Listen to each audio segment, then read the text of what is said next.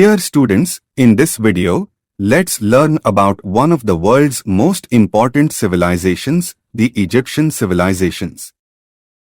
Many other civilizations flourished in various parts of the world at the time of Indus Valley Civilization. We can see the Egyptian civilization, Mesopotamian civilization and Chinese civilization in Asia and Africa. Generally, all civilizations have originated in river valleys. The Egyptian civilization could take birth due to the presence of the river. The relics obtained here reveal the grandeur of Egypt. Huge pyramids, sculptures, temples and the inscriptions in these temples tell us a lot about Egyptian culture and history. 9. The Egyptians were expert farmers. They knew a lot about irrigation. They had built temples. They invented the calendar which has helped us to measure time. More than anything else, they had mastered the art of writing. It was a symbolic language. It consists of small drawings and has been called hieroglyphics, sacred writings. In every rainy season, the Nile River would transform the Nile Valley into a huge lake. After the valley dried up in summer, a fertile layer of clay soil would form the grazing field and adjacent agriculture. The work that would need the labor of hundreds of people was being done by the kind river all alone. This fertile land provided food for the population of the first town in the area. Lands. Not all agricultural regions were within the valley. Hence, it was through small canals and wells that they were responsible for the development of a complex system of irrigation throughout the land. The prosperous, wealthy Egyptian peasants and citizens in their leisure engaged themselves in the creation of artistic works. The role of priest was created to interpret nature and explain it. The priests were scholars and shouldered the responsibility of protecting written documents.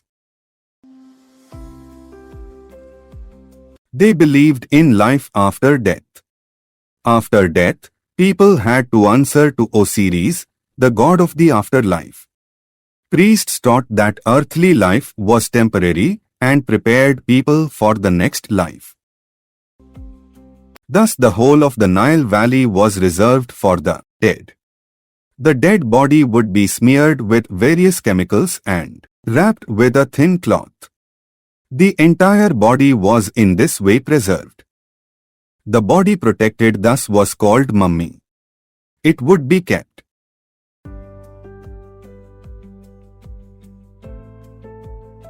The grave was considered the true place for an Egyptian. Hence, all around the dead body, items needed for daily use and small dolls of a cook and barber would be kept to fulfill all future needs.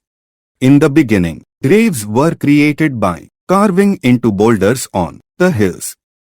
As the Egyptians moved north, they had to construct graves in the desert itself.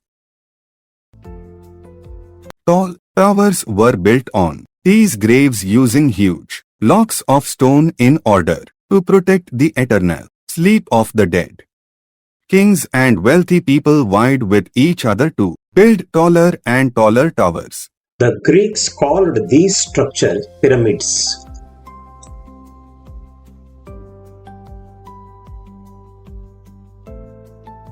The kings of Egypt were called pharaohs. Pharaoh means a person who lives in a palatial house. The peasants who had accepted the rule of powerful Osiris now accepted the rule of pharaohs too.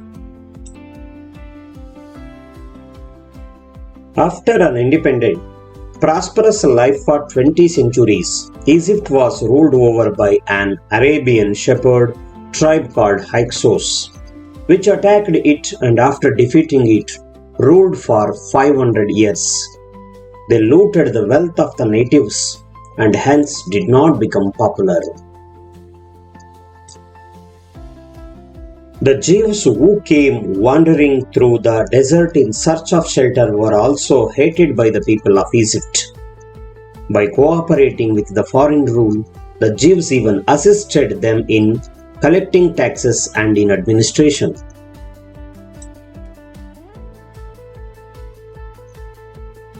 In 1700 BCE, the people of Thebes rose in revolt against the foreigners.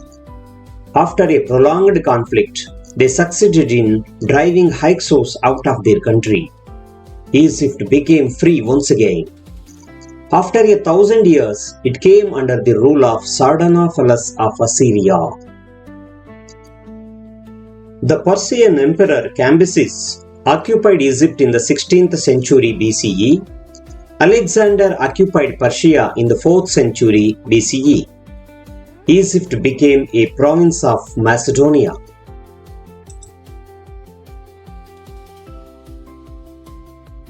One of Alexander's military generals declared himself the king of Egypt and established the dynasty of the Ptolemies. He founded the city of Alexandria. At last came the Romans in 39 BCE. The last Egyptian queen, Cleopatra, tried her best to save her country. It was said that the Romans feared her beauty more than her troops. However, in 30 BCE, Caesar's successor, his relative Augustus, did not succumb to her beauty like his uncle, but defeated her army. Though he spared her life, when he planned to carry her away along with the other spoils of the battle, Cleopatra consumed poison and ended her life. From then onwards, Egypt became a province of Rome.